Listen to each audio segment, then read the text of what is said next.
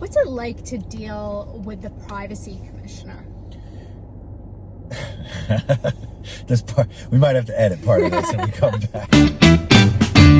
Our next guest is a partner at BLG. He deals with breaches before they actually happen, and of course in the inevitable and unfortunate situation that a breach happens. I happen to see him right there. Let's go get him. Hey, need a ride? How are you, Coach Eric? Oh, I'm good. I gotta get one of those hats that just says Coach. Well, I know. I have so many questions for you.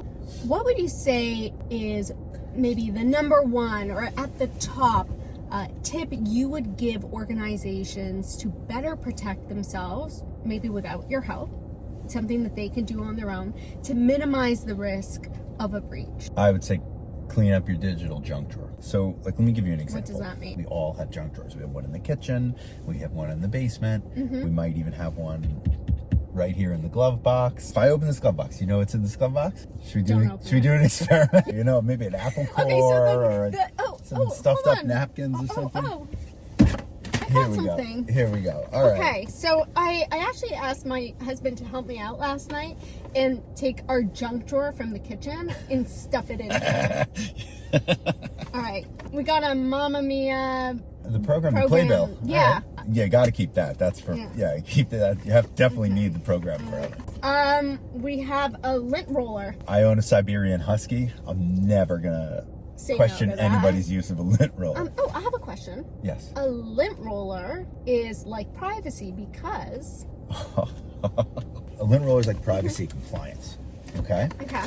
Because you never know what you're capturing all over your operations, and when you really take a close look, you'll be surprised by what's in there. Yeah, worried about how did that get in there. It is true. Sometimes I do that lint roll and I'm like, how was that on my pant leg? Yeah, gross.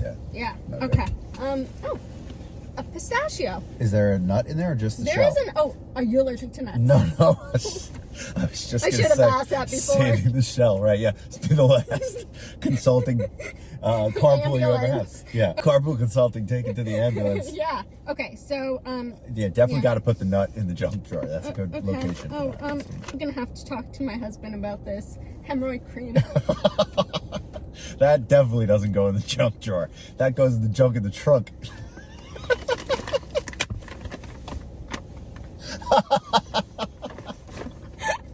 I couldn't resist. Coach, how is hemorrhoid cream? Don't make me do it.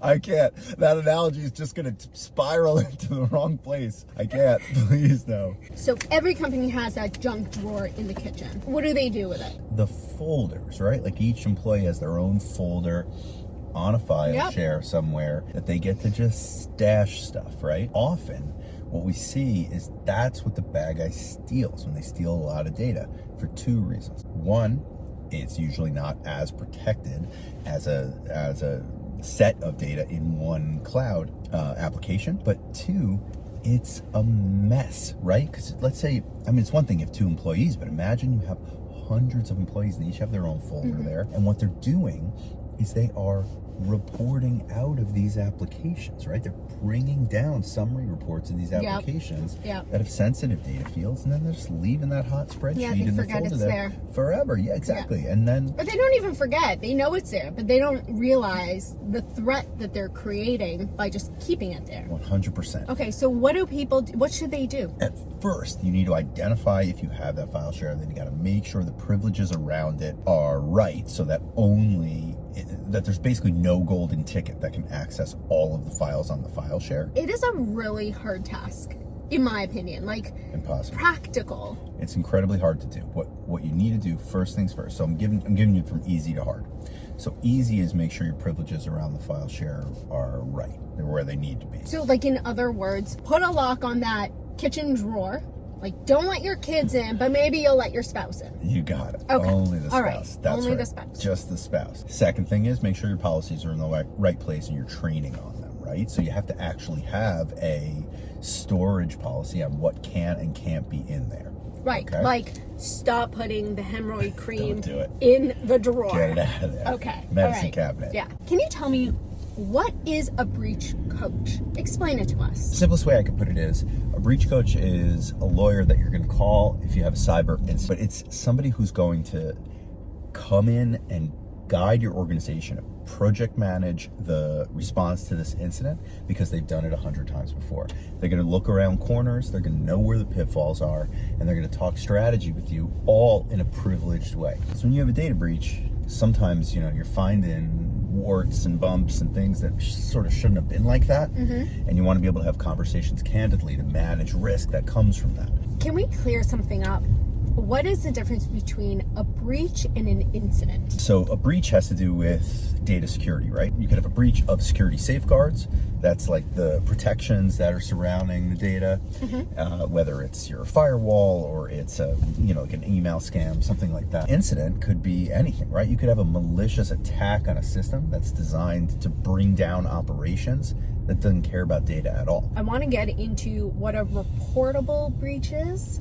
And are incidents reportable? So reportable incident depends on the law that applies, okay? Could be a personal health information incident in Ontario. It's reportable if that personal health information is impacted. But basically there's no harm threshold. That's important when you think about a data breach. Almost every statute that requires notification of a data breach has a harm threshold. Good example of PHI. PHI, personal health information. That's right. For those Sorry. who don't know, yes. Yeah. Data breach could involve appointment date, right? Like my doctor appointment date. That's that, or my, my address and my like some innocuous history, right? Like the last time I went to the doctor was X. That's going to be PHI probably under the statute, but it's not harmful, right? Like that's going to be health information, so maybe it's reportable. But like if we really think about that practically, does the patient care? Does anybody care that happened? Is there any harm that can happen there, right? Are we going to scare them if we tell them about it?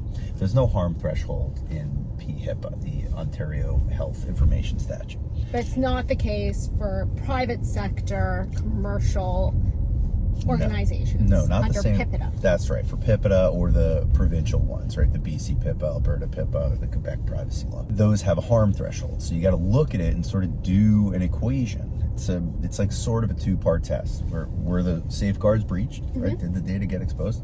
And then is it sensitive and what's the likelihood of misuse? What's the likelihood that some bad guy's going to use it? What are the threat actors after? What are they looking for? Leverage. That's all. So they're not doing this for fun. They're doing it because they want money. Think about it this way. Folks are like, who cares? Let's say I make, widgets. Who cares about me, this SME widget maker, and my data?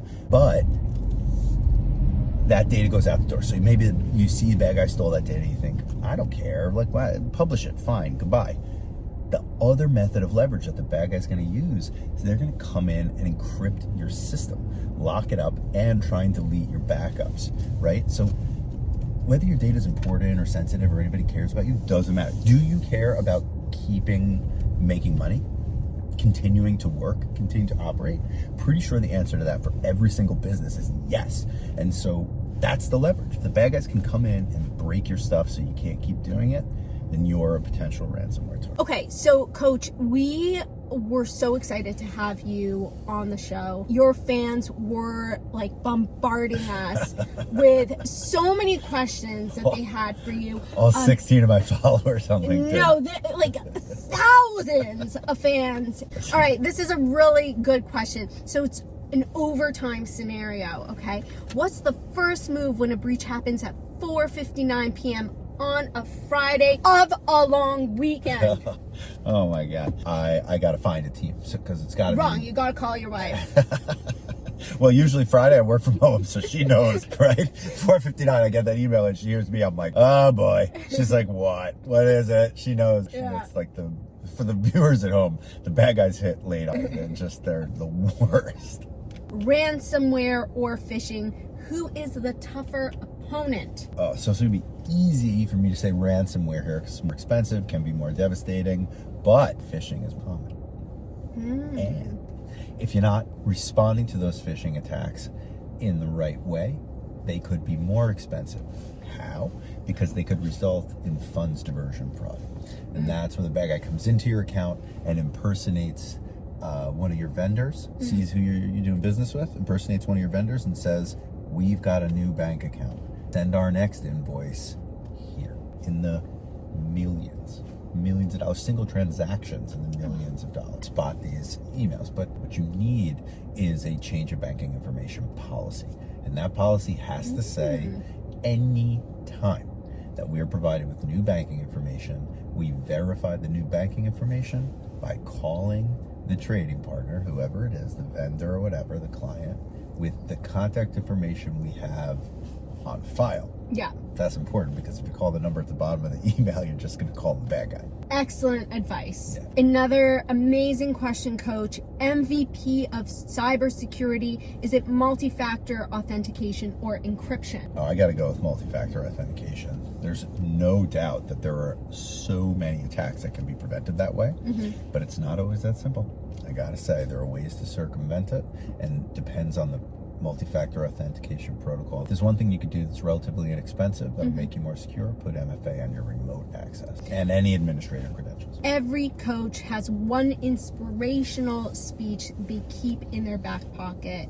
What's yours, and when do you deliver it? Come on, Coach. Okay, so everyone gets the same speech when we start working together on data breaches, and that is, you are like the person driving the stagecoach, okay? This is not a job where you can say, it's on the client's desk, the ball's in their court. It's in the cop's desk, the ball's in their forensics desk, the ball's in their court. No way. Because what's going to happen is, you're going to put it on their desk, the ball's going to be in their court, and they're going to think, I got a week to do this, no big deal. But you know, somebody else's work is waiting for that work to be done, right? So instead, you're driving the stagecoach. The horses get tired. What do they say? What do they say when they, right? Oh, gotcha. Yeah, right? That's the speech I give everybody. You are driving. Even if it's on their desk, you got to remind them, time to get the information back. All right. Time. So when a breach happens, you say, yeah. It's more of a yeah. Yeah. Yeah. Yeah. Except, Correct. except on a Friday at 4:59 p.m. Yeah, then it's more like whelp. Damn. Look, we're here to serve our clients. If they happen on Friday, we're going to do it. We're going to work all weekend. You got to do it. That's table stakes if you want to work in cybersecurity. If you want to be a coach. You want to be the coach, you got to work Friday night sometimes. The statistic that I always see for SMBs, for when a breach happens, is the cost of like $4.5 million. The average cost of a privacy or security breach. Is that right? Is that... That number, I think, is probably high for an SMB, but I will say it is very common if you include business interruption and a full list of vendor costs, and I can tell you who those vendors are, you're going to get over $1 million. Right. Very easy. Right. So, I mean, multiple vendors, but probably 90% of the cost of that $1 million goes to their breach coach, right?